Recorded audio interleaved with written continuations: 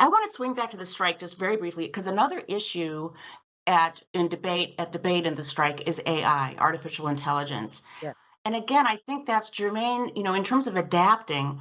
I'm wondering, do you see a role for AI in being helpful when you're breaking down a novel, or just, in terms of just doing structure, or just that kind of, that first pass? I mean, not me. I mean, look, I'm not. I'm a bit old school, I think, and I think it's the same.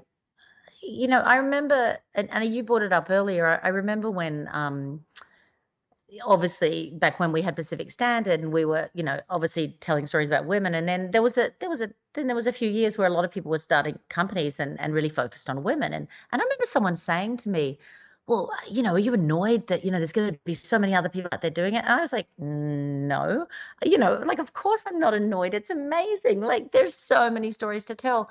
And also, ultimately, everything that has ever worked for me, be it film or TV, I feel like I haven't seen before. I mean, that's what we aim for, right? We aim for this kind of, I mean, and even Barbie's a great example. No one, you know, AI wouldn't have told you to make that version of a movie to cater to fans who, like this iconic doll, so I really believe in, the authenticity of like the soul and the heart and the originality. And I believe in the conversation and I believe in the process. So I'm not honestly particularly worried about it. I probably know more about it just because I have young children, and it's obviously what they're being exposed to and they're growing up with.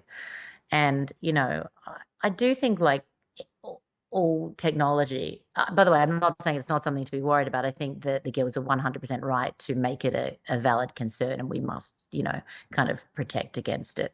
But certainly in my life, I don't see it playing a part in the way we do things.